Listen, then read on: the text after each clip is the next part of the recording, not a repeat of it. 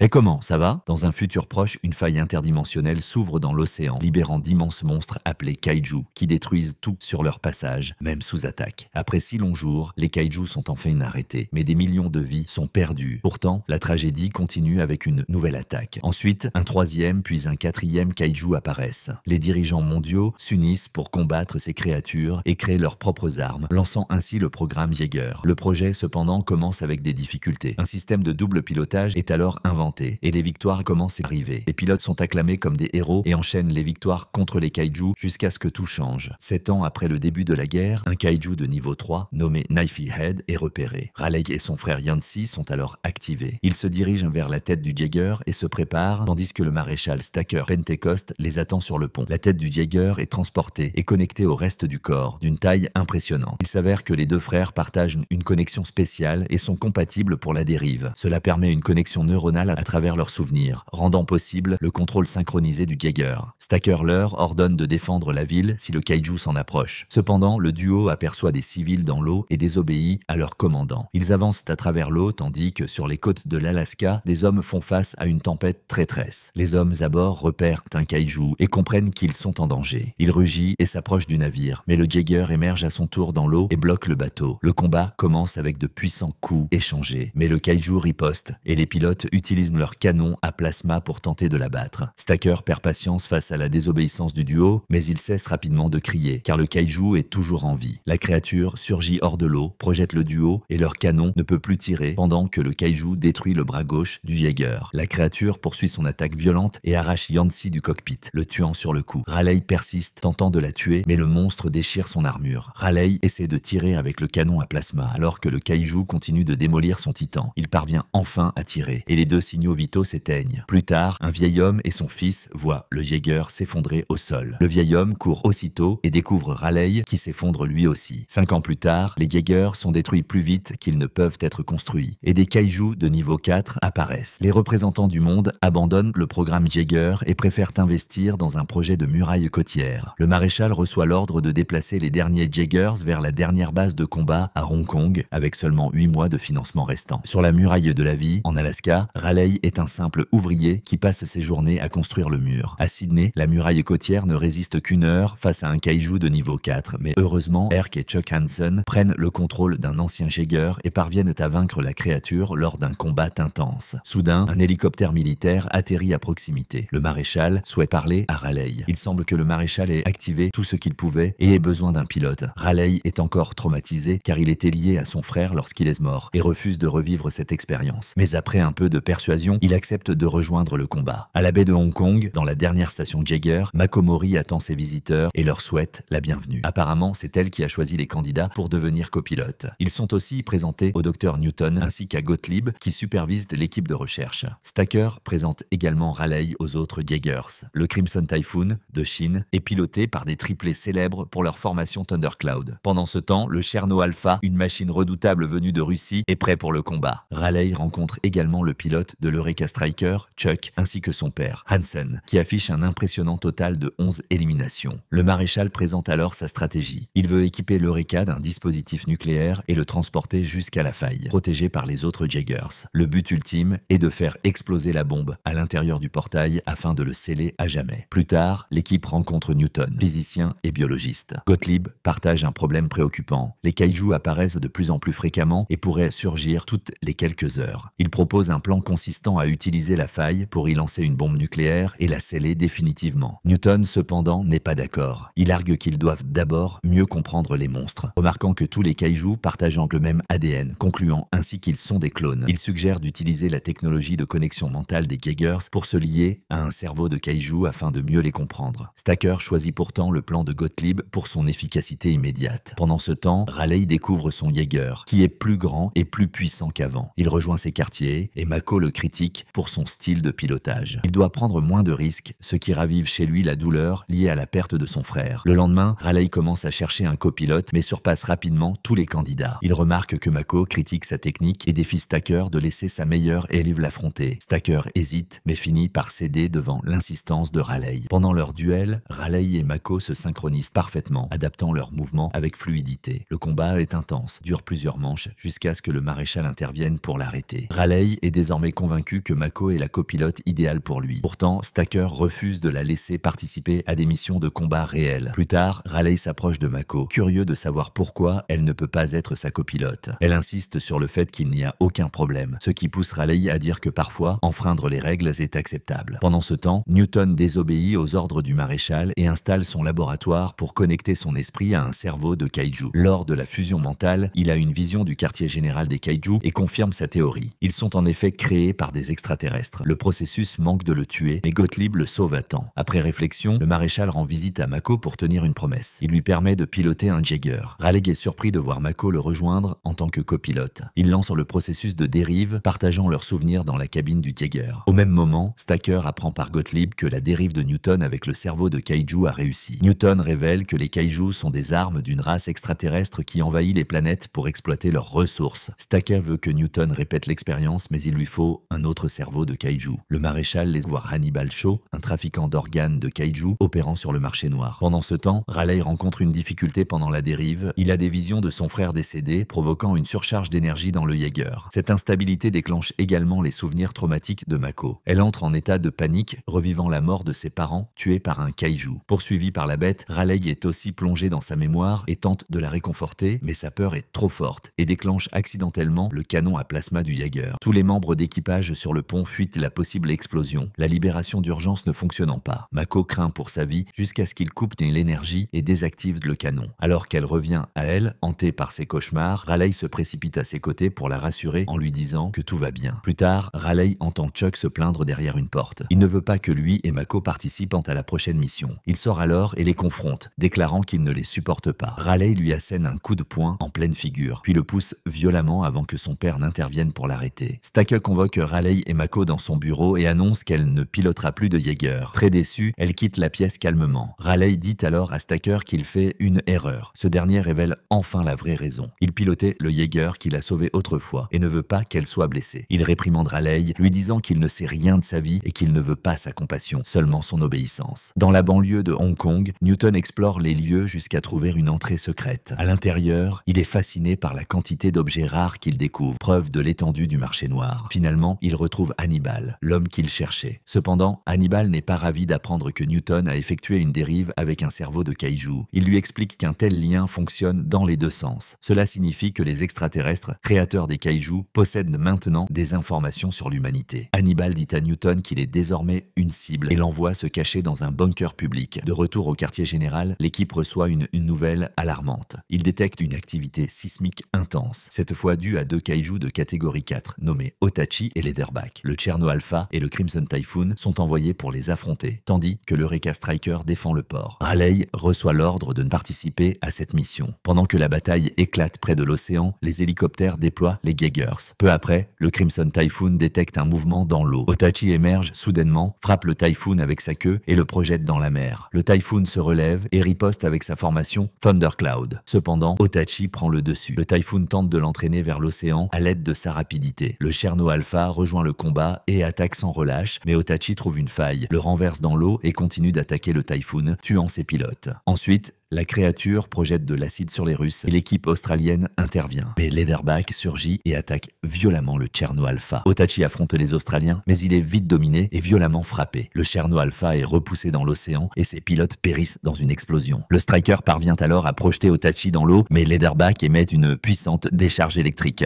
désactivant le Striker et tous les appareils électroniques aux alentours, y compris la ville. Sans autre choix, le maréchal appelle Raleigh et Mako à rejoindre la bataille. Leur Jaeger fonctionne grâce à un réacteur nucléaire et reste opérationnel. Le kaiju se dirige immédiatement vers la ville à la recherche de Newton. Sur son chemin, il sème la destruction, démolissant de nombreux bâtiments. Newton l'entend et comprend qu'il est sa cible. Il descend vers un bunker public, tandis que Leatherback s'amuse avec le Jaeger désactivé. Herc propose alors un plan risqué. Il affronte la créature en face et le duo tire un signal lumineux dans ses yeux. Pendant ce temps, les hélicoptères larguent le dernier Jaeger. Le duo a une mission énorme devant lui et commence à combattre le kaiju, bien qu'il soit projeté violemment brusquement sur un pont en pleine ville. La créature, aussi grande que Godzilla, rugit et fonce vers le duo. Ils réagissent de la même manière et sautent à la dernière seconde pour l'attaquer. Ils commencent à frapper la bête et utilisent une fusée fixée au coude pour la blesser. Le duo utilise l'environnement, attrapant des conteneurs pour désorienter le monstre. Celui-ci, furieux, repousse le Jaeger jusqu'à ce qu'il trouve une ouverture pour tirer plusieurs fois avec le canon à plasma, jusqu'à ce que la créature s'arrête et meure. Pendant ce temps, dans le bunker, Newton entend les pas de la créature qui s'approche. Soudain, un grondement résonne. Elle est juste au-dessus d'eux. Quand il dit aux gens que le kaiju vient pour lui, il l'utilise comme sacrifice. La créature arrache alors le toit du bunker et utilise ses tentacules collants pour le saisir. Elle s'arrête, se retourne et voit le Jaeger tenant un énorme navire comme une batte de baseball, frappant violemment la bête. Mais le kaiju riposte et se tourne de l'autre côté. Le Jaeger le poursuit alors qu'il se déplace rapidement. Mais soudain, le kaiju surgit de nulle part, causant des dégâts dans toute la ville. Le kaiju crache de l'acide, mais rate sa cible. Le duo attrape alors sa queue et la gèle. Ils la brisent, puis saisissent sa tête pour la blesser, mais la créature s'agrippe à eux et commence soudainement à voler. Elle les projette à travers des bâtiments et monte dans le ciel jusqu'à atteindre l'atmosphère. C'est alors que le Jaeger déploie une épée. Il l'utilise pour trancher le kaiju, puis tombe de 50 000 pieds d'altitude. Stacker parle à la radio, leur ordonnant d'utiliser le gyroscope pour stabiliser la chute. Ils s'en servent pour ralentir leur descente et atterrir, célébrant la victoire. Pendant ce temps, Hannibal veut qu'on récupère les restes de la créature. C'est alors que Newton réapparaît et exige un cerveau de kaiju. Les deux héros sont félicités par tout le monde, y compris Herc. Stacker leur dit que c'est la chose la plus impressionnante qu'il ait jamais vue, mais informe les autres qu'il ne reste plus que 2 Jaegers. À ce moment-là, le maréchal a une forte hémorragie nasale et s'éclipse rapidement. Retour sur les restes du kaiju. Les hommes de Hannibal collectent ce qu'ils peuvent du monstre mort. Ils demandent un rapport sur l'état du cerveau et on lui répond qu'il est endommagé. Le kaiju commence alors à trembler et Newton affirme qu'il est enceinte. Les ouvriers paniquent et un bébé kaiju surgit, poursuivant tout le monde. Newton échappe de peu à l'attaque, mais le bébé s'arrête soudainement. Hannibal apparaît et explique qu'il n'était pas prêt à sortir de l'utérus et ne survivrait pas longtemps. Mais subitement, le monstre l'attrape et le dévore. Newton s'enfuit alors en courant tandis que la créature s'effondre de nouveau. On interroge Stacker sur son état de santé. Il révèle qu'il a été empoisonné par les radiations du réacteur nucléaire de son Jaeger et qu'on lui a dit que s'il pilotait à nouveau, il n'y survivrait pas. Pourtant, lui et Raleigh et Leclerc sont les seuls à avoir survécu en pilotant seul un Jaeger. Stacker est alors informé d'une nouvelle brèche, mais les kaiju ne font que la protéger sans attaquer. De retour auprès de l'équipe de recherche, Gottlieb dit qu'il aurait dû y avoir 3 kaijus, pas 2. Il annonce à Newton qu'il va partager la charge neuronale avec lui pour comprendre ce qui se passe. Et ils se préparent à retourner sur le pont. Herc étant blessé, Stacker sera le copilote de Chuck, même si cela signifie sa mort. Il se présente devant tous et prononce un discours motivant, affirmant que ce jour, ils porteront le combat jusqu'au monstre. Les hommes sont prêts. Chuck fait ses adieux à son père, conscient que ce pourrait être la dernière fois. Les 2 Jaegers sont déployés. Pendant ce temps, les scientifiques décident qu'il est temps de se connecter au cerveau du kaiju. Ils voient ses souvenirs et interrompent la dérive en quelques secondes. Tous deux déclarent que le plan de fermeture de la brèche échouera et qu'ils doivent prévenir Stacker. Pendant ce temps, les Jaegers s'enfoncent sous l'eau. 2 kaiju de catégorie 4 les attendent, Scunner et Raiju. Les hommes descendent près de la faille, mais les kaiju s'arrêtent. Newton arrive en courant et explique que la brèche ne peut être franchie uniquement par un Jaeger. Il faut de l'ADN de kaiju pour l'ouvrir. Ils doivent tromper le système en entrant avec un kaiju. Soudain, un 3e kaiju apparaît, le tout premier de catégorie 5. C'est le plus grand et le plus dangereux de tous, nommé Slattern. Le Jaeger de Raleigh est attaqué, mais il riposte avec un puissant coup. Raiju surgit alors et arrache un de ses bras. Le Jaeger active son épée, poignarde Scunner à la tête et l'entraîne dans les flammes, le blessant gravement. Raiju fonce sur eux et le duo utilise l'élan pour le couper en 2. Pendant ce temps, le Striker est sévèrement endommagé par Slattern. Ils réussissent à le poignarder, mais la créature appelle à l'aide et Scunner surgit derrière lui. Stacker, sachant qu'il va mourir, ordonne à Raleigh de ne pas l'aider et de continuer la mission. Il prévoit de faire exploser la bombe pour tuer les 2 kaiju. Chuck lui dit que ce fut un honneur et le duo active la bombe. Les 2 kaijus foncent sur eux, provoquant une onde de choc gigantesque. Les systèmes du Jaeger de Raleigh tombent en panne. Le duo transporte le corps du kaiju vers la brèche mais réalise que Slattern a survécu. Ils activent alors leur propulseur et le poignardent à la tête, l'entraînant vers le fond. Raleigh active le réacteur central qui brûle et tue le kaiju. L'ADN est accepté et l'équipe franchit la brèche. De l'autre côté, Mako commence à perdre connaissance par manque d'oxygène. Raleigh décide de piloter seul et la place dans la capsule de secours, la renvoyant à la la surface. Il déclenche la surcharge du réacteur, mais elle doit être activée manuellement. Le Jaeger chute et Raleigh lance la procédure de surcharge alors que les extraterrestres le repèrent.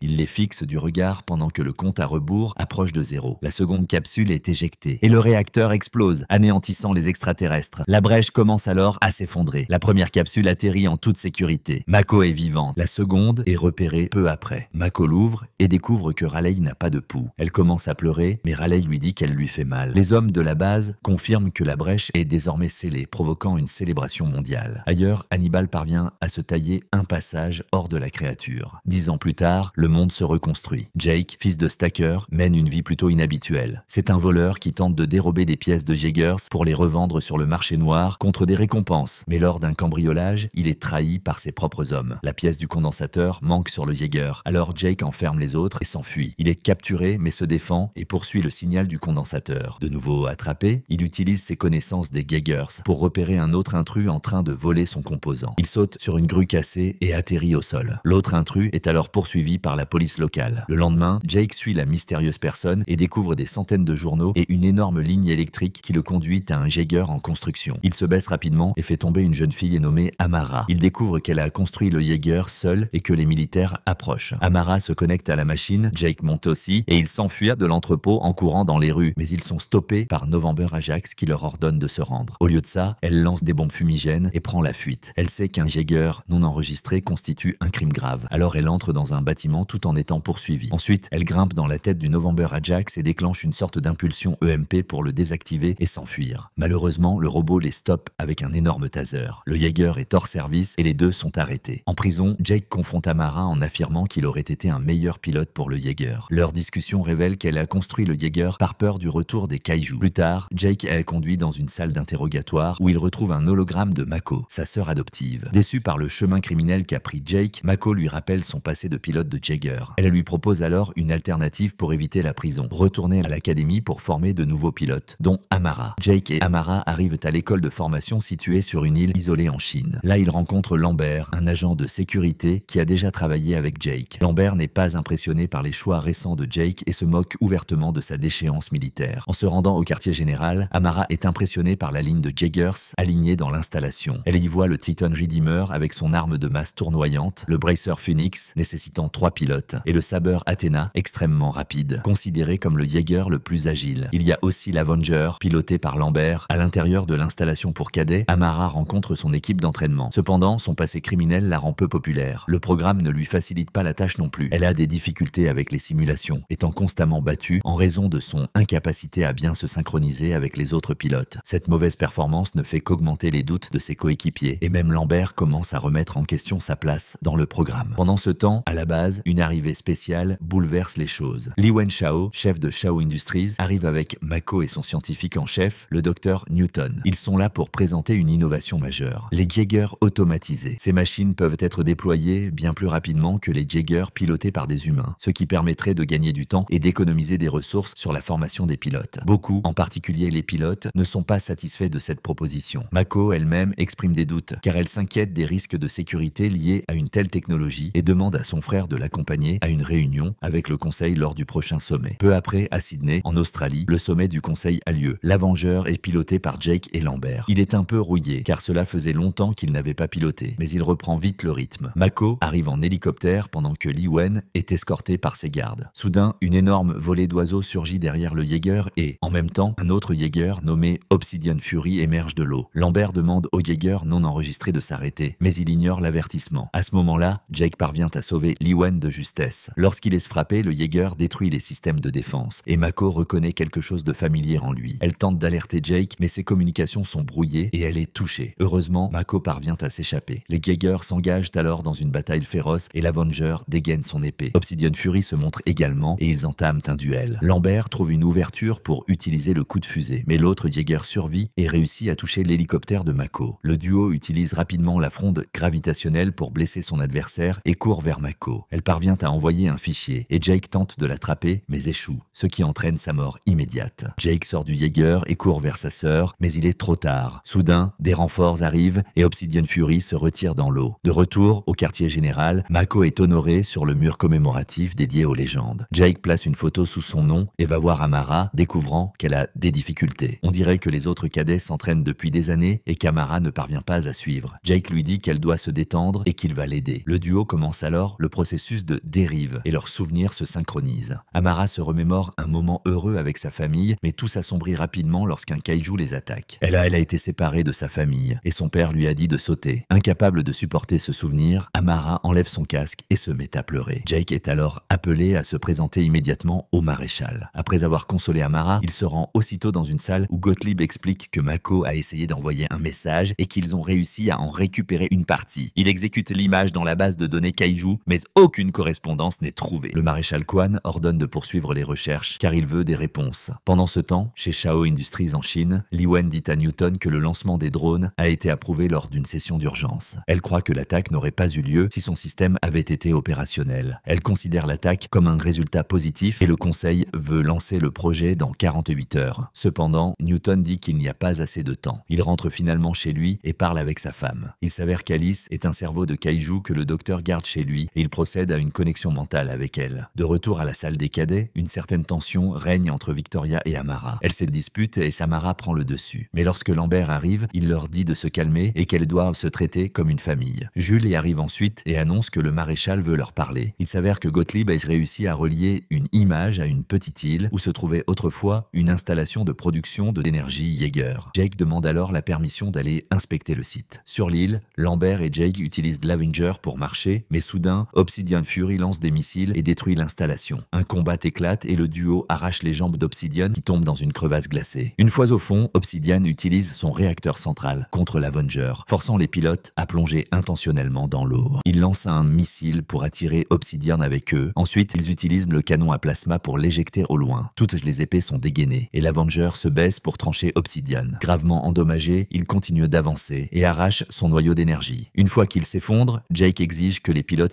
sortent. Cependant, il découvre un cerveau contrôlant le Jaeger. Plus tard, Gottlieb confirme qu'il s'agit d'un ancien cerveau de kaiju. Il pense qu'il ne s'agit pas d'une violation car aucun signe de radiation d'univers parallèle n'est détecté. C'est conçu par des humains. À l'extérieur, Amara dit aux autres cadets qu'elle veut entrer dans le Jaeger. Ils suivent son plan et découvrent que l'intérieur est répugnant, semblant partiellement fusionné avec un kaiju. L'un des cadets est brûlé par une étrange substance et il demande de l'aide. Amara est immédiatement renvoyée du programme, mais Jake lui dit qu'elle doit se battre pour rester. Il lui raconte son propre passé et ses regrets d'avoir été expulsée. Amara dit alors à Jake qu'Obsidian Fury utilise une technologie semblable à Shao Industries. Elle présente ses preuves et Jake en informe Gottlieb et Lambert. Gottlieb veut interroger Newton tandis que les autres vont voir le maréchal. Chez Shao Industries, l'alerte maximale est déclenchée et Amara se prépare à quitter les cadets. Victoria lui dit de construire un Jaeger plus grand et meilleur la prochaine fois, puis elle s'en va. Shao Industries envoie alors 2 drones au maréchal et à ses hommes. Newton affirme que toutes les livraisons sont terminées, mais soudainement, les 2 drones se mettent à dysfonctionner. Ils deviennent étranges et se transforment en hybrides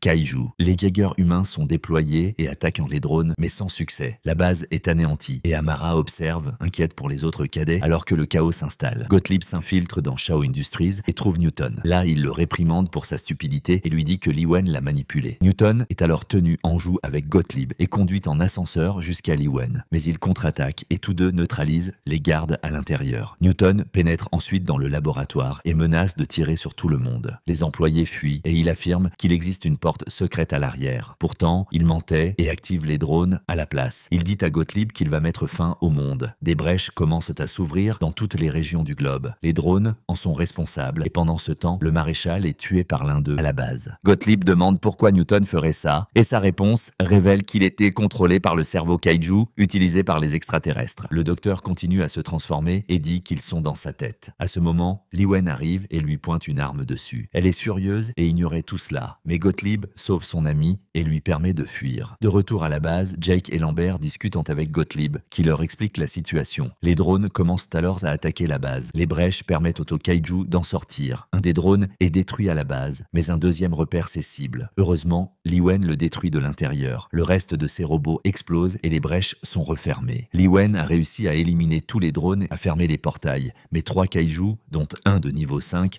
ont réussi à s'échapper. Malheureusement, seul l'Avenger est opérationnel et il n'y a pas de pilote disponible. Jake dit à Amara d'aider Jules à réparer les autres Jaegers, ce que Lambert approuve. Des centaines d'aéronefs arrivent alors en direction de la base de Shaw Industries. Gottlieb entre et dit qu'il a apporté de l'aide. Dans la salle de commandement, l'équipe tente de comprendre les mouvements des kaiju. Il découvre qu'ils convergent vers le mont Fuji. Gottlieb explique que les extraterrestres veulent utiliser le sang des kaiju, qui réagit de manière explosive avec les éléments du noyau terrestre. Cette réaction pourrait activer la ceinture de feu du Pacifique, provoquant une catastrophe qui anéantirait toute vie sur Terre. En réponse, l'équipe de la base mobilise tout le personnel disponible et collabore avec Lee Wen et Shaw Industries pour réparer et préparer les Jaegers pour le combat. Les cadets sont informés qu'en l'absence de pilote, ils devront prendre les commandes. Les Jaegers reçoivent aussi une mise à jour et sont désormais équipés de fusées. Ces titans améliorés prennent leur envol en direction des kaiju pour les intercepter au mont Fuji. À Tokyo, au Japon, les 3 monstres ravagent la ville et tuent des milliers de personnes, détruisant rues et bâtiments. Les kaiju approchent du mont Fuji, mais les Jaegers, menés par Jake, arrivent pour les affronter. Saber Athena est le premier à trancher un kaiju. L'Avenger frappe Raijin avec un coup puissant, mais le monstre réplique avec une force encore plus dévastatrice. Le Phénix tente de blesser la créature, sans succès. Gottlieb dit que le kaiju absorbe leur énergie, et Jake utilise la fronde gravitationnelle pour projeter des immeubles sur la créature. Il continue à l'utiliser, mais Athena combat un autre kaiju et un troisième surgit pour l'immobiliser. Le Phénix tire rapidement sur le kaiju pendant que le Guardian utilise un fouet électrique pour le frapper sous terre, mais la créature émerge derrière eux. Le Phénix continue de tirer pendant que Newton active quelque chose dans Shaw Industries. Il semble qu'il s'agisse d'une armée de vers métalliques appelée Reapers, mais il n'attaque pas les Jaegers. À la place, il se fusionne avec les 3 kaiju et commence à les assembler en un seul corps. Cela modifie leur physiologie, donnant naissance à un kaiju féroce qui domine toute l'équipe. Son rugissement seul provoque presque un ouragan et tous les Jaegers attaquent de toute leur force. Cependant, un seul coup de poing du monstre les soulève du sol. Jake dit de se replier, mais le Guardian n'écoute pas et est attrapé par le kaiju puis projeté à travers la ville. Il se dirige ensuite vers le mont Fuji et Jake découvre qu'ils ont perdu le Guardian ainsi qu'un pilote. Ils n'ont pas le temps de pleurer et doivent localiser le cerveau du kaiju. Il s'avère qu'il en possède 3 et l'Avenger dégaine ses épées pour le poignarder. Athena fait de même, mais il est repoussé, détruit et projeté au loin. Le kaiju s'apprête à dévorer le Phénix et seul un pilote réussit à s'éjecter à temps. 3 cadets sont encore en vie et le dernier Jaeger représente leur dernier espoir, mais il est aussi écrasé. Ils tentent d'utiliser leur canon à plasma, mais le kaiju transperce la tête du robot, blessant Lambert. Le Jaeger est projeté au loin, car ce kaiju est bien trop puissant. Il aperçoit Newton au sommet d'un immeuble et l'ignore. Jake, furieux, décide alors de piloter seul l'Avenger. Amara dit qu'elle sera sa copilote et entre dans la cabine. Lambert quitte son siège et l'espoir de l'humanité repose désormais entre leurs mains. Le kaiju commence à grimper la montagne. Jake dit qu'il a besoin d'une fusée avec assez de carburant pour atteindre l'atmosphère, mais elle est trop loin. Lee Wen envoie alors le Scrapper contrôlé à distance. Elle récupère la fusée et la fixe dans la main du Jaeger. Ensuite, le robot décolle, mais le Scrapper reste accroché à l'Avenger. Il s'élève le plus haut possible et une fois le carburant épuisé, ils dirigent leur chute vers le kaiju dans une posture de super-héros. Jake demande à Amara de se déconnecter et la saisit, mais la capsule de secours présente une défaillance. À cet instant, Jake lui dit qu'il est désolé. Le Scrapper ouvre alors une trappe et le duo s'installe en sécurité dans le mini Jaeger. Tandis que le kaiju atteint le sommet de la montagne, l'Avenger s'écrase de toutes ses forces contre la créature. Le monstre se relève et pousse un dernier rugissement mais finit par s'effondrer et mourir. Tous célèbrent la victoire, sauf Newton, qui reçoit un coup de poing au visage. Le duo sort du Scrapper et termine enfin son épreuve. Plus tard, Newton est attaché à une chaise, criant que la Terre leur appartiendra. Jake entre alors dans la pièce et lui dit d'avertir les extraterrestres que les humains viendront les chercher. Ainsi se conclut Pacific Rim, sorti en 2013, et Pacific Rim Uprising de 2018, des films de science-fiction, d'aventure et d'action. Et je vous attends dans la prochaine vidéo.